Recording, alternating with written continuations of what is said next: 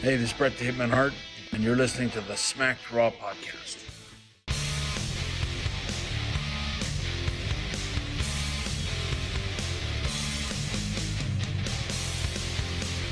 Watch. Okay, well, has this always been a thing? Where have I been? Welcome everyone to the Smack Raw Podcast Clash of Champions predictions episode. I'm your host, SES Vince.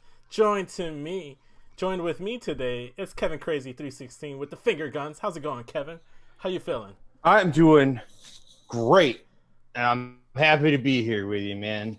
I appreciate you being on here, man. Unfortunately, if you guys haven't noticed, we skipped out on NXT last week, and we had a super show this past week, and we're going to continue that format. Unfortunately, I'm not going to be able to be part of the regular cast as I normally was. Work and life No, I'm just gets kidding. in the way. I'm going to go ahead and do my best Brock Lesnar part-time schedule. Like gimmick, and that's where I'm gonna be. I'm gonna be the Brock Lesnar of the show, the John Cena, the Undertaker. I'll come in WrestleMania season to help you young cats out to get those ratings up. Yeah. But we're not here to talk about that. We're here to talk about Clash of Champions. And last year around this time, this is actually the first show I got to produce, and I was thrown into the fire, thrown to the wolves with my man Kevin Crazy. So I figured, no better man to run this back a year later than the Dream Team, the Kevin and Vince show, and we're going to be talking about Clash of Champions once again, man. Are you excited for the show? First of all, actually, I really am. A lot more than I thought it was going to be. To be honest with you, a lot of the match, especially, Jesus Christ, Roman Reigns, Jey Uso, that's incredible. Right. The triple threat Intercontinental Championship match, that could steal the show. That could be match of the year. That's gonna be nuts. I'm so stoked for it. And there's so many little nitpicks and points that you have to go ahead and make sure you analyze here. Our main man in charge, Kyle, he pointed something out, so we're gonna discuss that later on once the match rolls on. But let's talk about the very first match on the kickoff show. We have the Raw Women's Title match. Asuka defending her title against the newly singles competitor Zelina Vega. I'm happy that Selena's getting her time to shine. She should be wrestling. She should have been wrestling, to be honest. Oh yeah, especially when they were no offense to Lana, but when you're trotting out a Lana in the ring, and Zelina Vega can actually hit amazing Hurricane Ranas off the apron to Rey Mysterio and everybody. So why not have her in the ring? Yep. I'm gonna go ahead and say this is foregone conclusion. Asuka's retained this title. Nothing again, especially since it's on a kickoff show. No, she's not dropping the title on the kickoff show, man. Nah, I completely agree. But I agree also that I like seeing Zelina Vega in the ring. I've always been about Zelina Vega. She's a great heel. I think there's going to be good things in her future, but she's taking it now. no doubt. Hard out. Yeah. So let's move on to the actual main card here. We got the Hurt Business, Bobby Lashley, defending his United States Championship against the former champion Apollo Crews. Bobby Lashley just recently got this title. I don't really see a reason for them to have him drop the title back to Apollo Crews. I feel like Apollo Crews' story right now is more or less going against what happened with Cedric than anything going on with the U.S. title. You might as well just keep it on Lashley. Do you agree here, or do you feel like it should be Apollo to get the title here? Nah, I don't see there's any reason to take it off of Bobby Lashley. I mean, like you said, he just fucking won the damn thing. And I'm kind of over Apollo Crews having the belt. And like you said, too, the bigger story here is between him and Cedric Benson. You know what I'm saying? So Cedric Benson? Or what am I? Who did I say? You said Cedric Benson and you meant Cedric Alexander. There you go. Jesus Christ. My gosh. My bad. It's all good, bro. It's all good, man. Just call him Cedric. There. Yeah. Yeah, but no. I totally agree with you there. All mistakes, all gaffes aside. Yeah. That's where the story is, and I think that's where it's gonna go. I mean, I have a feeling it's probably a vehicle to kind of keep that going, and Bobby Lashley is gonna retain, but there'll be something that'll happen between those two. Yeah, for sure. Obviously, it goes back to my point. Bobby Lashley just recently got the title. There's no reason to take it off of him, especially if it's going to go back to Apollo Crews. It'd just be treading water, backtracking. Unless it's going to a bigger name or someone on par with him, like a Keith Lee, then he's not dropping the title. Actually, that's actually what I'd like to see, a Keith Lee getting that U.S. title. That'd be dope. I could totally see that. Yeah.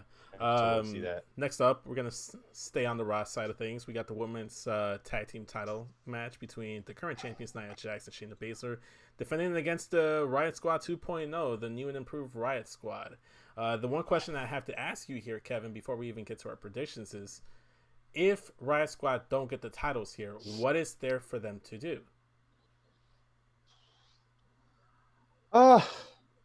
That's a great question, man. Right? Not much, I don't think, really. I mean, there really isn't. Like, Raw Underground, maybe? I don't know. Like, I really don't know what to do with them, honestly, if they don't win the titles here, you know? Mm-hmm. So is that your pick? You got Riot Squad, or are you going to stick with the champions? No, actually, I am going to pick Riot Squad, and I'll tell you why. And you know what? This match actually was really hard for me to decide on, because I could see why you'd want to pick Baszler and Jax, because, like, although they're not really, they're not supposed to gel completely as a team, like, it's definitely made them better. Like, I've never been more about Nia Jax in her whole career, probably. Yeah. So, like, but, like, they could lose the titles and be fine. Like, they could even feud with each other and it would be awesome, Like, so, yeah, I think that the right pick is totally the Riot Squad. And winning the titles for them, that's going to make them legit stars right there, too, Like, so, yeah, unless you want to bury the Riot Squad, they got to win the belts, here's the thing. You can have your cake and eat it, too, in a situation where the Riot Squad look impressive. God damn it, yes, I can. Of course, you always can, Kevin. You're Kevin. But WWE can have their cake and eat it too if they go ahead and make the Riot Squad look dominant, look like they're almost going to have that win there, and then at the last minute, either Nia or Shayna barely squeak out the victory, and I mean barely, then leads to like tension and friction between them, and then they drop the title at the next pay-per-view, which would be Hell in a Cell.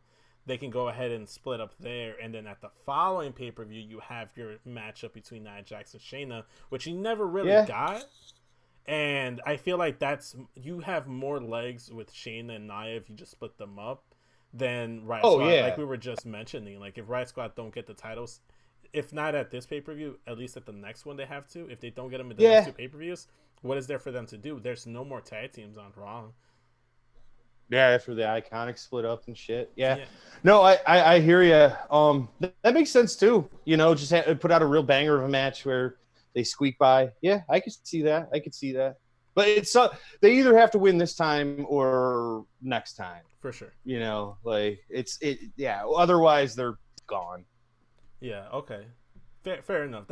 We're in agreement here for the most parts. So you're going with Riot Squad. I'm going to go ahead and sit Shayna Baszler and Nia Jax here for this pay-per-view, with the caveat that they will drop the titles to Riot Squad either on Raw or at the following pay-per-view. Okay, next match on the card. We're going to stick with the tag team title scene because we have 3 tag team title matches on the card. We're going to swing back over to SmackDown, show some love to the Blue Brand, and we're going to talk about the current champion Cesaro Nakamura defending against the Lucha House Party. And we've been seeing some friction here with the House Party members, specifically Kalisto and Dorado. They've been butting heads. Kalisto's got on record mentioning that he's the leader of Lucha House Party. And by the way, this man came back jacked as all fuck. Yeah, he did. And he's like twice the size he used to be. Like, exactly. He's so much bigger. He figured out that Steiner formula, and he's out here getting jacked. I guess. Man, Big Papi Kalisto over there getting jacked. But Big Papi Kalisto, he's stirring up things for the Lucha House Party. He's looking suave as all fuck on SmackDown. He basically cost Grand Metalik the match. We don't know which combination of Lucha House Party is going to be in this match. Right. So we could see Metalik, Lindsay Dorado, which is the normal tag team version. We can see Kalisto, Metalik, or Kalisto and Lindsay. I'm going to go ahead and say it's going to be the standard team of Metalik and Lindsay, and go with the caveat also saying that Kalisto's probably going to cost him the title and really lean into this heel turn and feud with Lindsay Dorado and Grand Metalik, because as far as I can tell and remember, he's never been a heel. He's always been a babyface, even going back to his NXT days. He's always been a Okay. tag team guy. He's never like the one time he was on his own was like for a short stint of time in the cruiserweight division, and they saddled him up with Lucha House Party, which is not a bad thing because I like Lucha House Party all the same. They're fun people Yeah. to be around. But I don't know, man. I feel like Cesaro, Nakamura, they're very strong right here. And the story with Lucha House Party is the impending breakup of the faction and feud and heel turn of Kalisto. So, I mean, would you agree, or do you think they could use the tag titles for that breakup? No, I agree with what you're saying. I mean, I think the big story here is even if there isn't a Lucha House Party breakup, it's dysfunction, in the Lucha House Party at the very least. And I think that Cesaro and Nakamura are going to take advantage of and win, And then that's probably going to lead to all the stuff that you were just talking about too, which is dope. I'm into it, Actually, talking about the tag titles, I was kind of hoping that they would lead to SmackDown Raw tag titles unification match at Clash of Champions between Street Profits and Nakamura and Cesaro, given that they showed up on Raw. I actually thought that's what the initial point was, is to tease that unification of the titles. Yeah, that would make sense. It would make sense because Raw doesn't have too many tag teams and SmackDown doesn't have too many tag teams. So, I mean, speaking of Raw not having too many tag teams, we're going to have another match between the Street Profits and Angel Garza and Andrade for the Raw tag team title. I'm going to start this off with you, Kevin. Why are we getting this match again? Is the first question. And two, is there any chance the Street Profits don't walk away with the titles? I mean, I'm just kind of over this feud at this point, like most people, I would think. You know what I'm saying? Like, don't get me wrong. I love the Street Profits, and I love, Andrade and Angel Garza. They're all great, but holy shit. Can we get somebody else? Like you were saying, there's just not enough tag teams in WWE right now to justify having, two different championships for each brand, I feel like. But, man, I don't know. Give it to fucking Andrade and Angel Garza just for kicks. You know what I'm saying? Because I mean, how many times have they had a match? Or like a singles match and shit like that in some kind of a way. Yeah. It's just, Okay, well, other than shits and giggles or just get your kicks off, I have my reasonings for why Garza and Andrade will get the Raw tag titles. Why would we be getting this match again unless there wasn't going to be something different to happen here? One thing that's key major factor is no Selena Vega. Maybe that's true. Selena Vega goes ahead, has her match, loses, and Andrade and Garza are like, you were the weak link in this faction. Yeah. In this whole alliance. You're the loser. We just walked out with tag gold. We're good as is. We're just going to keep this rolling. And maybe there's going to be a shakeup coming up with the draft. And this is what they're trying to do this because they're going to keep Garza and Andrade on Raw. And maybe they're thinking, we'll move Street Profits over to SmackDown. And they're trying to take the titles off of them to kind of free that option up. Should they go that direction? No, that makes sense. That's my reasoning. Yeah. And if Kyle's watching this, he's probably going to be like, oh, home, or he's picking his boy Angel Garza to get the title. But no, I feel like there's some reasoning here. I don't want to see this feud going any further. Yeah. Honestly, why have the match if they're not going to put the titles on them? So that's my pick as well. So far, I feel like we've agreed upon every single thing except maybe the women's tag match. So we're on a very in sync roll, and I'm not talking about the band. But we even agreed on the reasoning, I didn't even think what you were saying didn't make sense, Yeah. Hey, man, that's why I had to bring you onto the show, man. We're on par, man. Exactly. We should be the tag team challenging for the Raw tag team titles, man. Yes. Yeah. Team crazy gangbang. We'll get the gang is going to get the titles. Yes. Let's keep moving on with the next title of the show, the SmackDown Women's title, Bayley versus Nikki Cross. I like Nikki Cross, but there's no way she's getting that title. If anybody gets the title off of Bayley, it's going to be Sasha Banks. And again, not being a homer because I love Sasha Banks and she's my girl, but also within the focus of this feud with Bayley, her focus has not been Nikki Cross. Her focus has been Sasha Banks. So if anything, I could see Sasha Banks coming in to help Bayley retain the title so she can make sure that she gets the title off of Bayley and not Nikki Cross. Maybe we can see a spot in the match where Nikki is about to win. Sasha comes out, screws Nikki Cross out of getting the title, getting Bayley the shot, also making Bayley look a little bit weak, making Nikki Cross look a little bit strong, and kind of like adding fuel to Sasha's argument, saying that without Sasha, Bayley's nothing. Mm-hmm. Yeah, no, I would tend to agree with that, and I think that's the direction that they're going to go. So, like, but just to play devil's advocate, Nikki Cross's big thing is that Banks isn't going to be there, and that's what's going to put her over the edge. Mm-hmm. Maybe Bayley's overlooking Nikki Cross. Maybe that's the story. You know what I mean? Maybe she's, it's like a trap game or whatever. You know what I'm saying? And we'll see. We'll see though. But yeah, I think Bayley's gonna retain for sure. Yeah, because you gotta have the title match between Bayley and Sasha Banks. Like you just have to. Like, especially with Hell in a Cell coming in right around the corner, I feel like that'd be the perfect setting to have that match. Yeah, and there's history there. We're not gonna dive into it. We'll do it in our Hell in a Cell prediction show. So go ahead and make sure you tune into that. And if you want to make sure, Brock Lesnar. Brock Lesnar Smack Raw will be back for that one. Probably. Yeah, probably. Predictions are probably gonna still be a thing that I do unless God forbid I can't.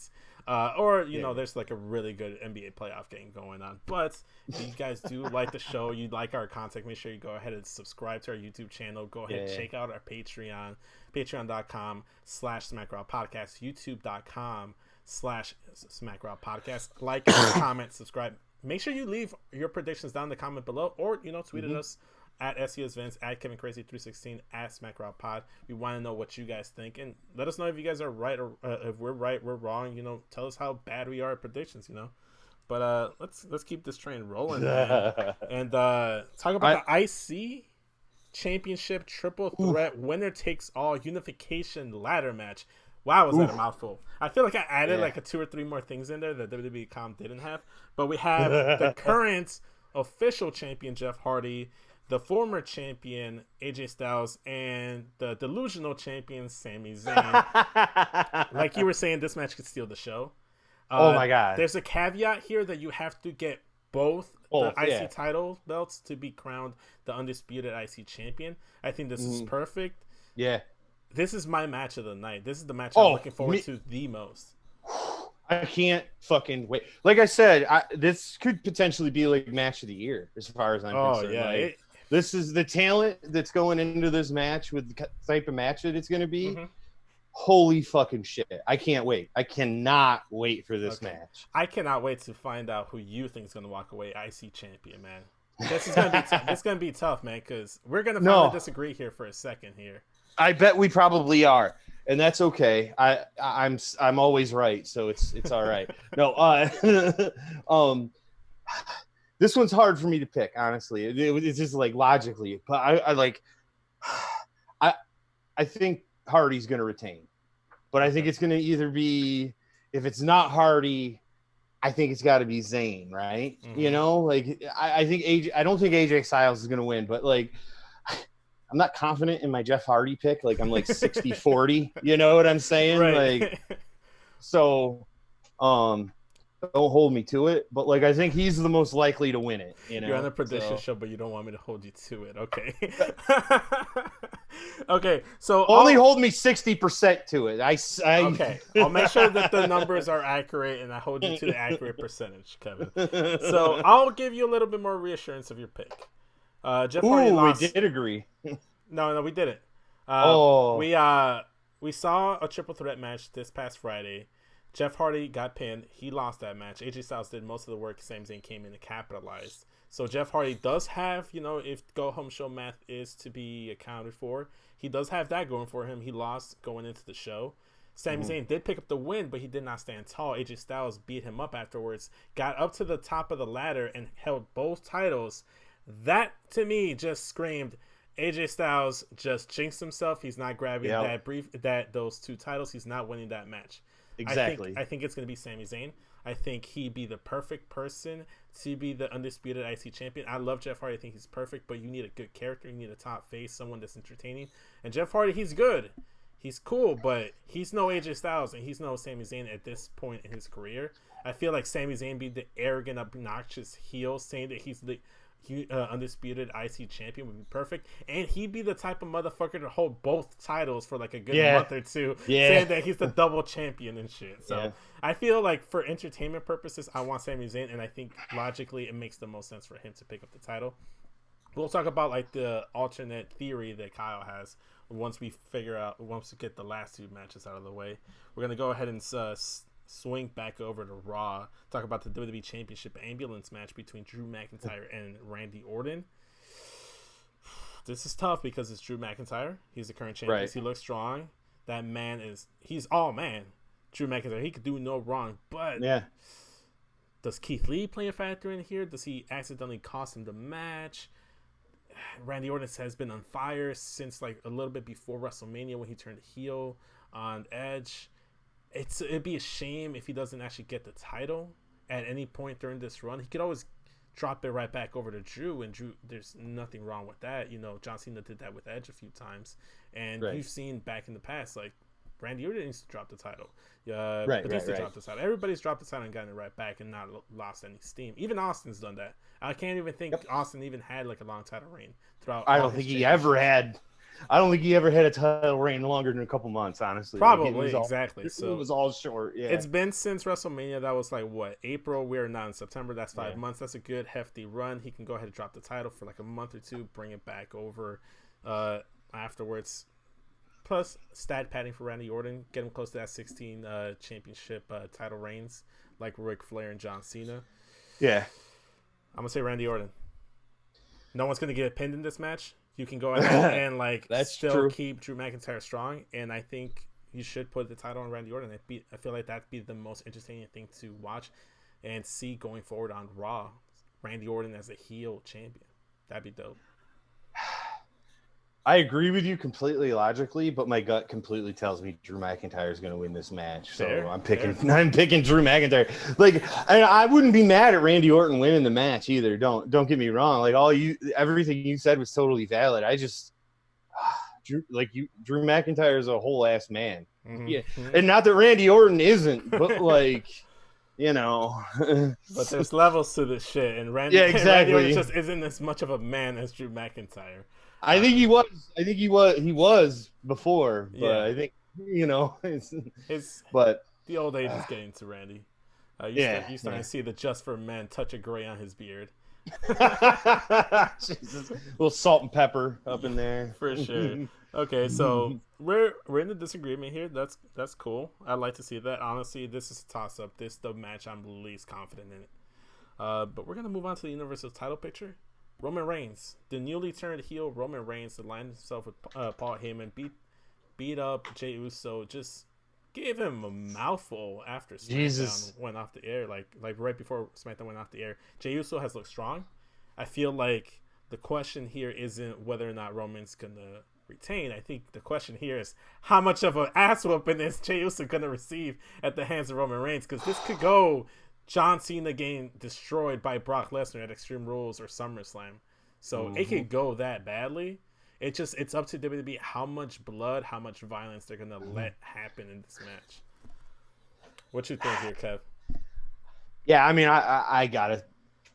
Reigns is gonna retain, and you're right. I mean, like Reigns wants to send a fucking message to Uso too. You know, like he's like, dude, don't come for the throne ever again, bro. It's not for you. Yeah. You know what I mean? Like he's like, no, you like I love you, but you don't deserve this shit. You know what I'm saying? Like, yeah. So sure.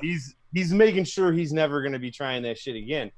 I mean, so yeah, I think you're right. I think Roman's just gonna, really cement himself as a heel too, doing some really probably violent and dastardly shit. And here's the thing, he's been proven, he's confirmed that he's coming out shirtless. He's gonna start wrestling shirtless. I'm trying to figure out he's gonna have trunks, joggers, like tights. What's this? Right. What's he gonna be rocking below the belt? Is what I'm trying to figure out. Yeah.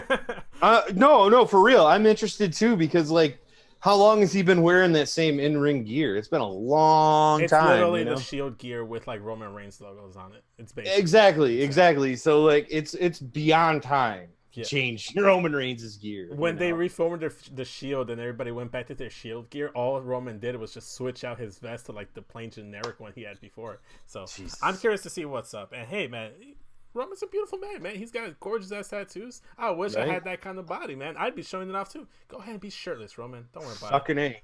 He's a Samoan god, damn it. Yeah, So I feel like all Samoans look good. Even Rikishi, I feel like it has this charm.